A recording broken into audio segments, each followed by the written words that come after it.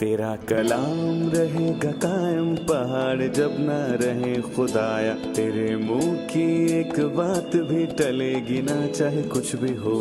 तेरी मान दिए है जिंदा सोने से भी कीमती, मेरा दिल ये दे गवाही है ये किताब अजीम। नाज़िल करे अपना कलाम, शिकस्ता दिलों को सुकून मिले, तारीखी दूर हो मेरी राहें रोशन कर। दिल अपना कलाम कसरत से ए खुदा बदल दे, रिहाई दे कसरत से फल मिला। कलाम रहेगा कायम पहाड़ जब ना रहे खुदाया, तेरे मुंह की एक बात भी टलेगी ना चाहे कुछ भी हो। अजीज नाजरीन, मैं अयाद ज़रीफ आप तमाम देखने वालों को हमारे रोज़ के बाइबली मुतालियाती प्रोग्राम की नई किस्त में खुशामदीद कहता हूँ।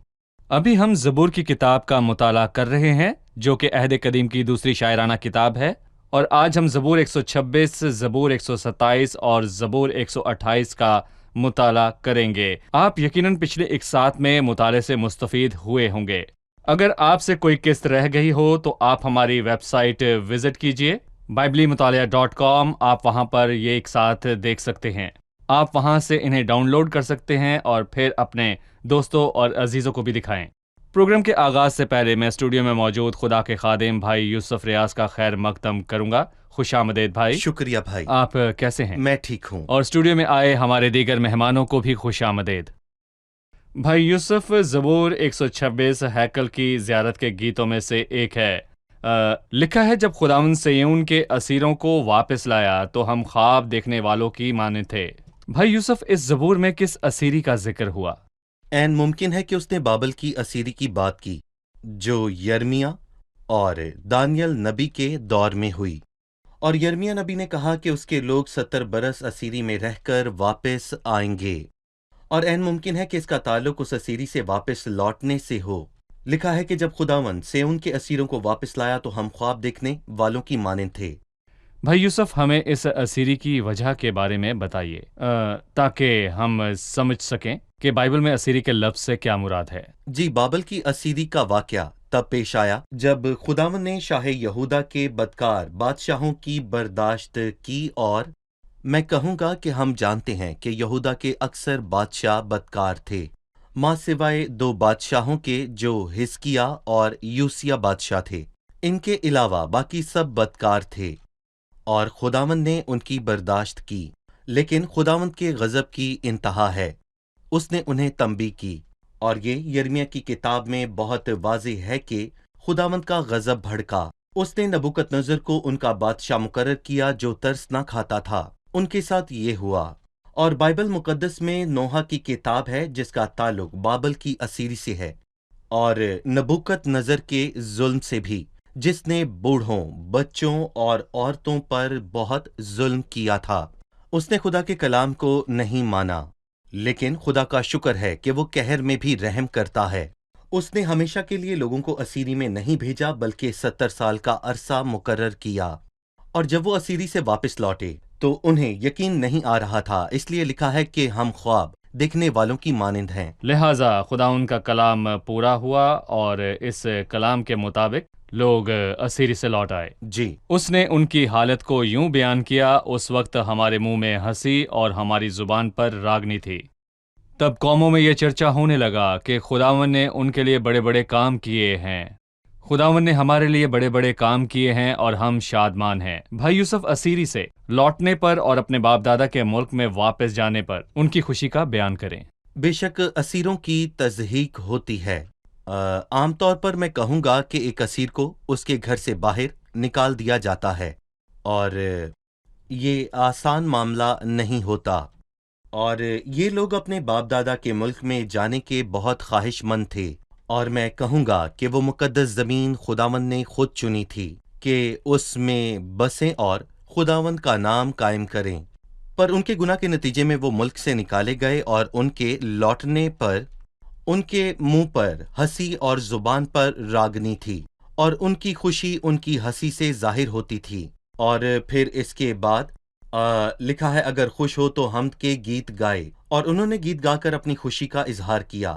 اور پھر غیر قوموں نے بھی کہا کہ خداوند نے ان کے لیے بڑے بڑے کام کیے ہیں، اور میں کہوں گا کہ خداوند نے ہمارے لیے بڑے بڑے کام کیے ہیں اور ہم شاد مان ہیں۔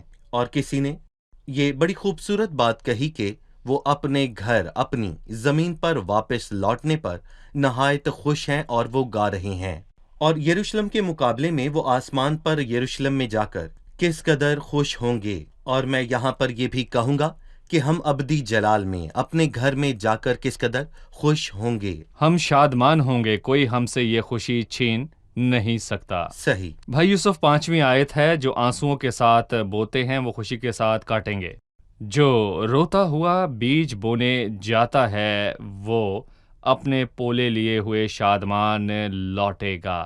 یہاں بائبل مقدس میں کس کی بات ہوئی؟ 15ویں آیت میں ایک عام اصول ہے، جو آنسوؤں کے ساتھ بوتے ہیں وہ خوشی کے ساتھ کاٹیں گے، اور اس نے بتایا کہ شروعات بونے سے ہوتی ہے نہ کہ کاٹنے سے، اور بونا آسان نہیں، اس میں قربانی اور درد اور آنسو شامل ہیں، لیکن سچ تو یہ ہے کہ وہ بونے کے بعد کاٹیں گے، کاٹنا۔ وہ بھی خوشی کے ساتھ۔ یسایہ 9:3 میں واضح لکھا ہے، وہ تیرے حضور ایسے خوش ہیں جیسے فصل کاٹتے وقت۔ اور ہم زرعی ماحول میں ہیں اور ہم اس بات سے واقف ہیں کہ فصل کاٹنے کا موسم کسان کے لیے کتنی خوشی کا وقت ہے۔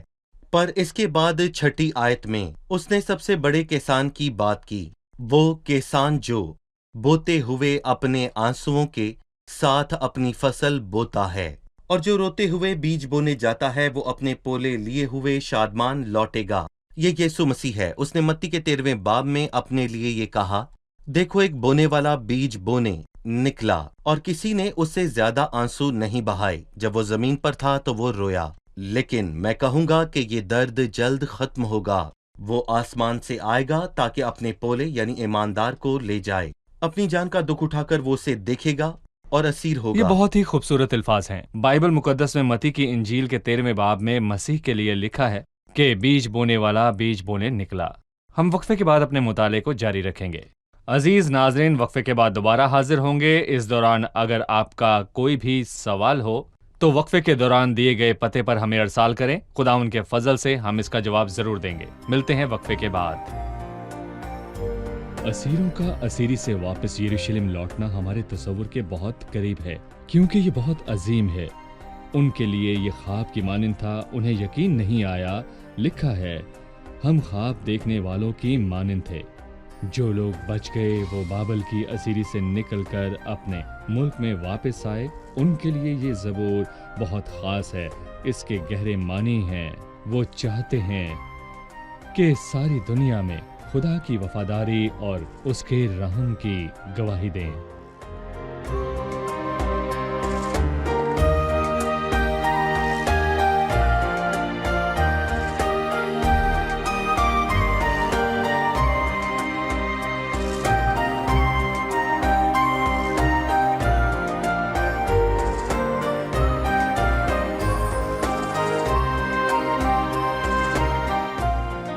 خوش آمدید ناظرین، ہم وقفے سے واپس آ چکے ہیں اور مزامیر کا مطالعہ کر رہے ہیں۔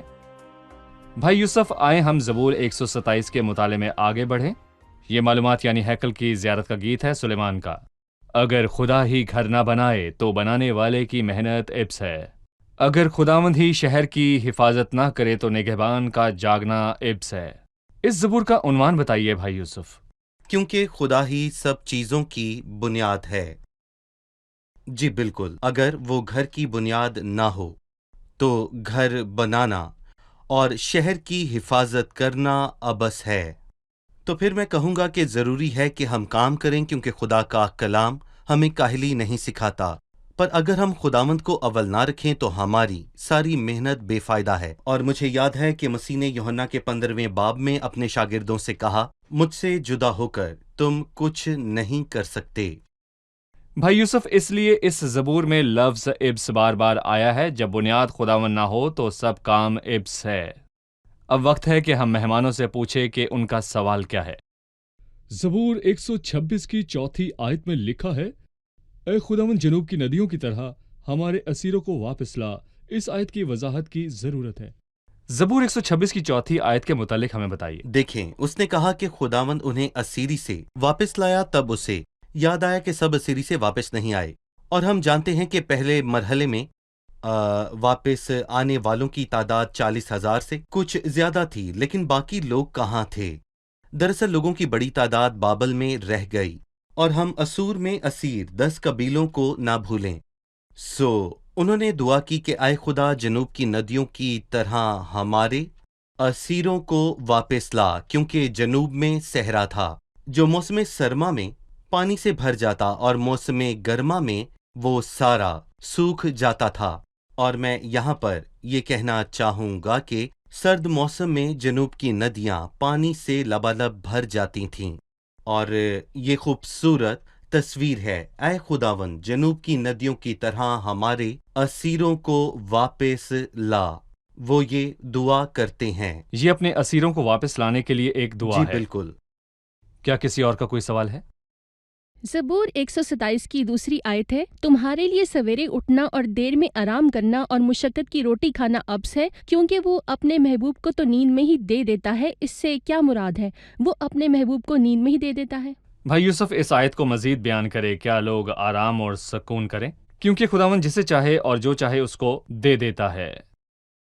اس کے بعد خوبصورت معنی ہے جنہیں ہم کچھ اس طرح سمجھ سکتے ہیں، لیکن ذاتی طور پر میں کہوں گا کہ انسان کے تھکنے کے بعد اس کا آرام کرنا خدا کی طرف سے برکت ہے۔ بہت سے لوگ نیند کی گولیاں کھا لیتے ہیں کیونکہ وہ سو نہیں پاتے، تو اسی لیے جب خداوند آپ کو نیند دے تو صبح اٹھ کر اس کا شکریہ ادا کریں۔ وہ اچھی نیند دیتا ہے۔ آرام دہ نیند میں لیٹ کر سو گیا، میں جاگ اٹھا کیونکہ خداوند مجھے سنبھالتا ہے۔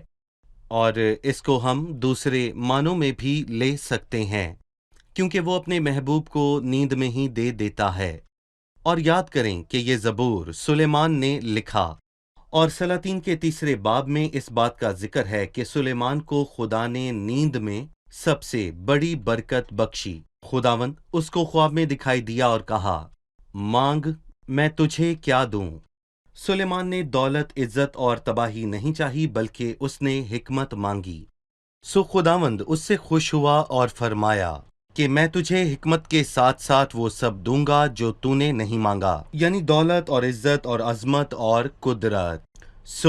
اس کو نیند میں ہی یہ برکت ملی، اور اس سے ظاہر ہوا کہ خدا سے ہمیں یہ عظیم برکت اس لیے نہیں ملتی کہ ہم اس کے لائق ہیں۔ اور جب خدا نے ابراہم سے وعدہ کیا تو وہ گہری ابراہم نیند میں تھا۔ سو رہا تھا، اور جب سلیمان کو برکت دی تو وہ سو رہا تھا۔ اس کا مطلب ہے کہ برکت پانے سے زیادہ خوشی خدا کو برکت دینے میں ہوتی ہے۔ جب خدا نے آدم کو حوا دی تھی تب بھی آدم گہری نیند نیند میں میں تھا۔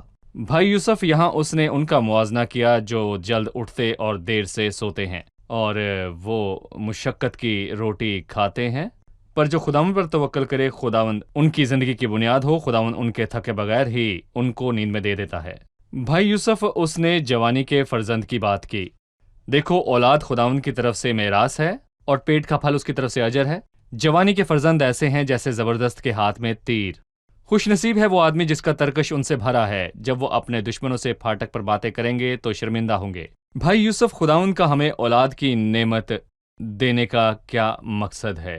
در حقیقت یہ ایک عظیم نعمت ہے، کیونکہ لکھا ہے کہ دیکھو، اولاد خدا کی طرف سے میراث ہے، یعنی کہ میراث ایک نعمت ہے۔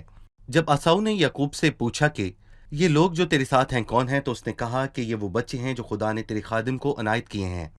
یہ خدا کی طرف سے تحفہ ہے، اور پیٹ کا پھل خدا کی طرف سے اجر ہے جب انسان اس کا خوف مانے۔ پر پرانے عہد نامے میں خداوند نے وعدہ کیا کہ اس کی اولاد مبارک ہوگی، اور آگے لکھا ہے کہ جوانی کے فرزند ایسے ہیں جیسے زبردست کے ہاتھ میں تیر، یعنی کہ وہ جنگجو ہیں، کیونکہ اگر زبردست کے ہاتھ میں تیر نہ ہو تو اس کی طاقت کا کیا فائدہ، اور اس کے تیر اس کی اولاد ہیں جو اس کی جوانی میں پیدا ہوئے۔ جوانی کے فرزند مطلب کہ انسان کی جوانی میں پیدا ہونے والے اس کے فرزند، اس کے زور میں۔ جی بالکل۔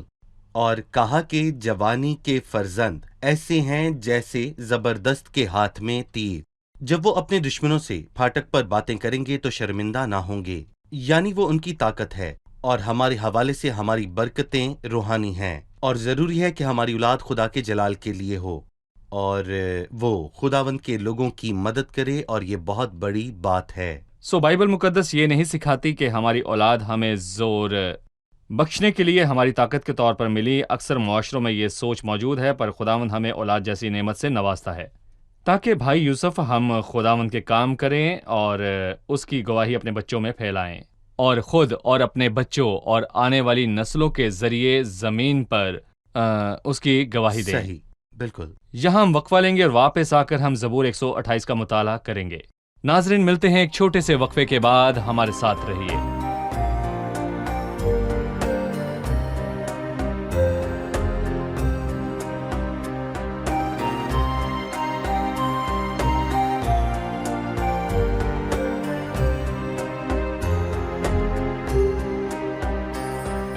خوش آمدید ناظرین، ہم زبور کی کتاب میں سے زبور 128 کا مطالعہ کرنے کے لیے دوبارہ حاضر ہیں۔ بھائی یوسف، ہمیں بتائیں کہ زبور 128 کا عنوان کیا ہے؟ اس کا عنوان ہے خوشحال گھرانہ، اور خوشحال گھرانے کا تعلق دیندار آدمی سے ہے، اور مال و دولت سے خوشی نہیں ملتی، لیکن دیندار آدمی خوش رہتا ہے۔ لکھا ہے کہ مبارک ہے ہر ایک شخص جو خدا سے ڈرتا اور اس کی راہوں پر چلتا ہے، تو مبارک اور سعادت مند ہوگا۔ آپ نے خوشحال گھرانے کی بات کی، اور ہم اکثر پروگرامز اور سیمینارز اور کتابوں میں یہ سنتے اور پڑھتے ہیں کہ ایک گھرانے میں خوشحالی کیسے آ سکتی ہے۔ بہت سے لوگ اس علم کے ماہرین ہیں، لیکن بائبل کے مطابق ایک خوشحال گھرانے کی بنیاد کیا ہے؟ اور میں آپ سے پوچھنا چاہوں گا کہ ایک گھرانہ خوشحال کیسے رہے، ہمیں اس کے بارے میں بتائیے۔ سب سے پہلے خوشحال گھرانہ دیندار آدمی سے ہے۔ جب انسان دیندار ہو تو خدا اسے دو اہم برکتیں بخشتا ہے جس کے بغیر اس کا گھر قائم نہیں رہ سکتا، اور گھر میں سب سے اہم ہے عورت۔ تیری عورت تیرے گھر کے اندر میوہ دار تاک کی مانند ہوگی، اور تیری اولاد تیرے دسترخوان پر زیتون کے پودوں کی مانند۔ یہ تشبیہات محض جملاتی وضاحت نہیں ہے کہ میں سے خوشی ملتی ہے، بلکہ میں کہوں گا کہ اس بات کے بہت ہی گہرے معنی ہیں۔ وہ کیا ہے؟ کیونکہ قضات کے 9ویں باب میں لکھا ہے کہ میں خداوند اور انسان دونوں کو خوش کرتی ہے۔ ایک دیندار بیوی، ایک دیندار آدمی کی بیوی اس کے گھر میں ہر جگہ دکھائی دیتی ہے، کیونکہ وہ اس کے گھر میں تاک کی مانند ہے۔ ہر جگہ اس کی چھاپ اس کے گھر میں ہے، اور میں کہوں گا کہ اس دیندار بیوی کی چھاپ گھر میں نظر آتی ہے، اور اس سے خدا اور خدا کے لوگوں کو خوشی ہوتی ہے۔ اور تimotheus 1 اس کے 5ویں باب میں لکھا ہے، یہاں وہ عورت کے متعلق بڑے واضح طور پر بیان کرتا ہے کہ مقدسوں کے پاؤں دھوئے ہوں اور پردیسیوں کے ساتھ مہمان نوازی کی ہو، یہ خداوند اور انسان دونوں ہی کے خوشی کا باعث بنتی ہے۔ اور تیری اولاد تیرے دسترخوان پر زیتون کے پودوں کی مانند ہو، وہ گھر سے الگ نہیں ہے۔ یہ بڑی برکت کی بات ہے کہ اولاد اپنے والدین کے قریب ہو اور ان کے ساتھ رفاقت رکھے۔ وہ دسترخوان پر زیتون کے پودوں کی مانند ہے، اور یہاں میں کہوں گا کہ زیتون سے تیل نکلتا ہے جو کہ تازگی بخشتا ہے۔ اور اس نے گواہی کی بات کی۔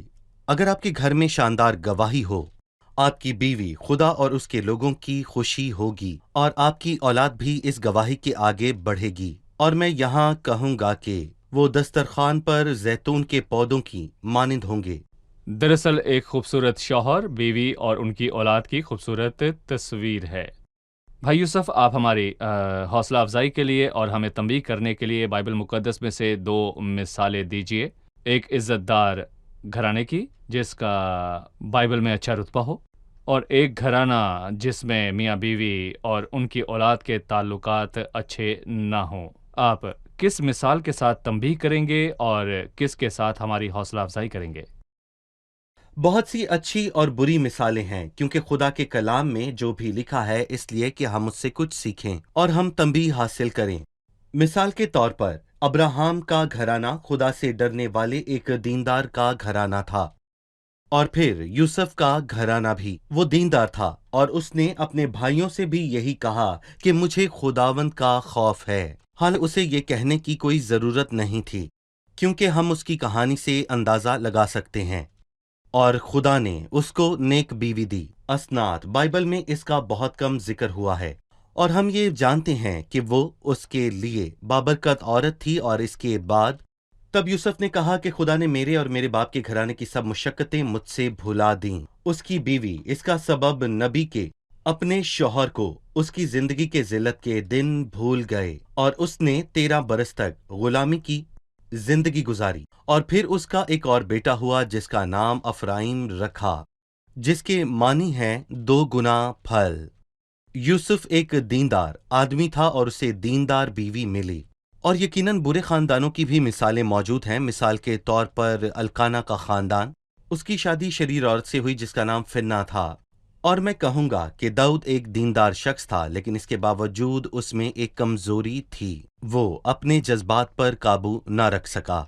और इसमें हमारे लिए एक सबक है, क्योंकि उसकी औलाद बदकार औलाद थी। उन्होंने एक दूसरे को कत्ल किया और शर्म का बाइस बने। पर मैं कहूँगा कि बाइबल मुकद्दस में हमारे लिए हौसला अफजा बातें हैं और बाइबल में हमारे लिए तंबीह भी मौजूद है। हमें लूत के घराने से भी सबक हासिल होता है।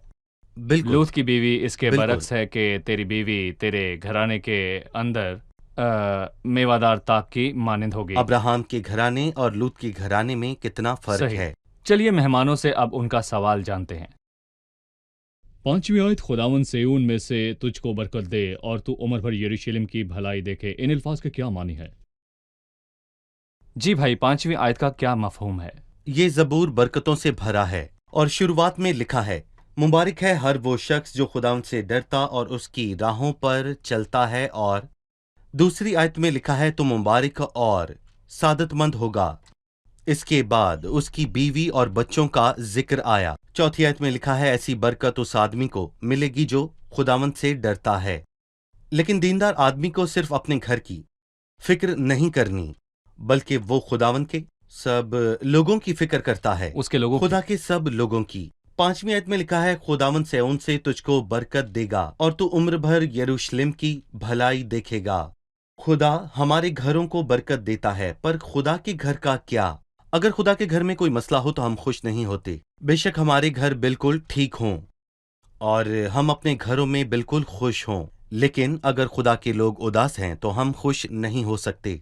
और इसीलिए खुदावंद दीनदारों को बरकत देता है, और इसमें ना सिर्फ उसके घर को बल्कि खुदा के लोगों को भी बरकत मिलती है। खुदावंद सेऊन से तुझको बरकत दे और तू उम्र भर यरूशलेम की भलाई देखेगा, बल्कि तू अपने बच्चों के बच्चे देखेगा, इस्राएल की सलामती हो। दीनदार शख्स को खुदा के मामलात और उसके लोगों की हमेशा परवाह होती है। सो यहाँ दीनदारी के दायरे को तंग से लेकर वसी बयान किया गया है। ये दायरा एक शख्स से पूरे खानदान तक और फिर पूरी कौम के लिए है। दीनदार आदमी अपने घर में बाअसर होता है, वो बरकत का घर होता है। फिर वो मुआशरे पर असरअंदाज होता है ताकि वो एक दीनदार मुआशरा बन जाए। जी, किसी और का सवाल है? मेरा सवाल पूरे ज़बूर के मुतालिक है। जैसा कि आजकल हम हकीकी दीनदार लोगों को देखते हैं, पर हमें उनकी ज़िंदगी में बरकत नज़र नहीं आती। उनके घराने में बरकत नहीं, उनके बच्चे दीनदार नहीं। इसका क्या मतलब है? भाई यूसुफ, क्या ये बात हतमी है कि दीनदार लोगों की औलाद हमेशा मुबारक होगी? देखिए, हमने पहले दाऊद की बात की और वो एक दीनदार शख्स था। वो खुद तो दीनदार था, लेकिन उसमें एक कमजोरी मौजूद थी और इसीलिए उसका घर और उसकी औलाद अच्छी नहीं थी। इससे जाहिर होता है कि मेरा दीनदार होना काफी नहीं है, बल्कि इसके साथ साथ मेरे सारे काम भी दुरुस्त होने चाहिए। तो मैं किससे शादी करूं? अगर मैं किसी गैर ईमानदार औरत के साथ शादी कर लूं तो बेईमानों के साथ ना हमवार जुए में बेईमान। ना जूतो। और अगर शादी खुदा की तरफ से ना हो या फिर आपकी बीवी दीनदार ना हो, अगर मैं गलत फैसले ले लूं तो इसका नतीजा मेरे घर पर जाहिर होगा।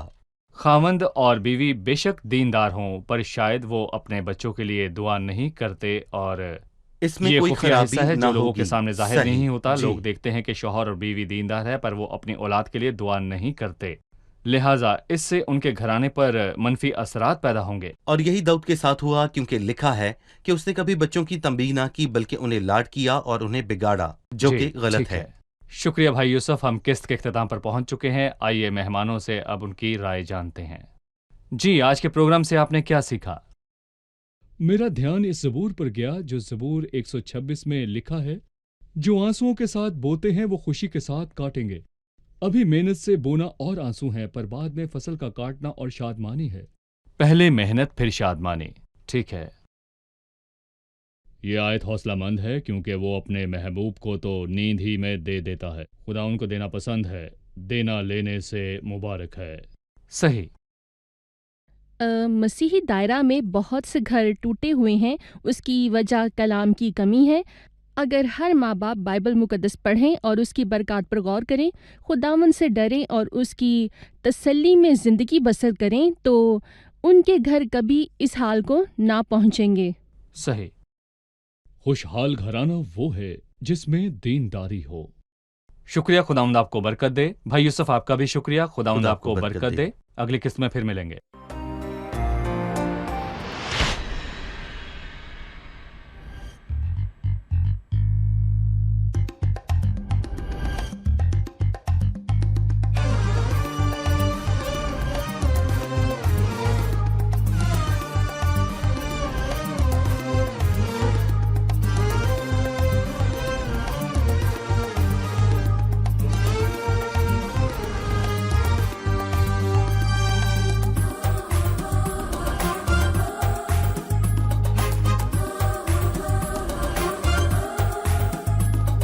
قلبي اتعلق بيك، قلبي اتعلق بيك، قلبي اتعلق بيك وعينيا عليك. أنا مستنيك، أنا مستنيك، أنا مستنيك تمد لإيديك.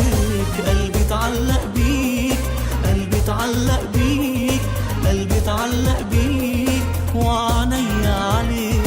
أنا مستنيك، أنا مستنيك، أنا مستنيك تمد لإيديك. قلبي اتعلق بيك، انت كل ما ليا. قلبي اتعلق بيك وبحبك يا فدية.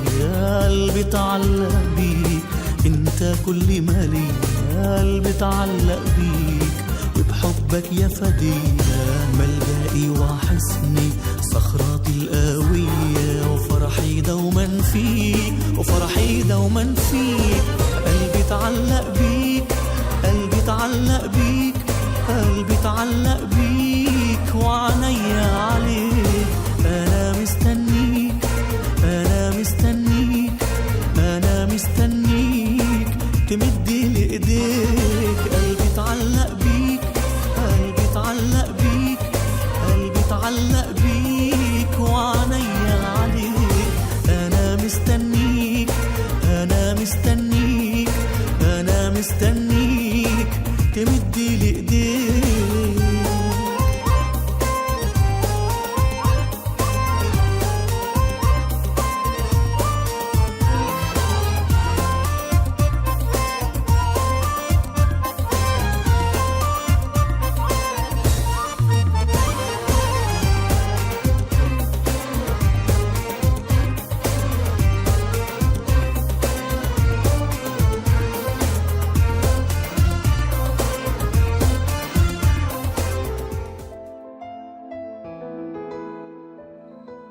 तेरा कलाम रहेगा कायम, पहाड़ जब न रहे खुदाया। तेरे मुंह की एक बात भी टलेगी ना, चाहे कुछ भी हो।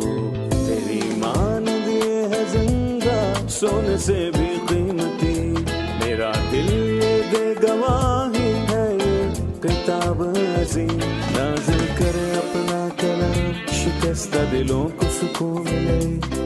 तारीकी दूर हो मेरी राहें रोशन कर, दे अपना कलाम कसरत से ए खुदा। बदल दे, रिहाई दे, कसरत से फल में नाम। कलाम रहेगा कायम, पहाड़ जब न रहे खुदाया। तेरे मुंह की एक बात भी टलेगी ना, चाहे कुछ भी हो।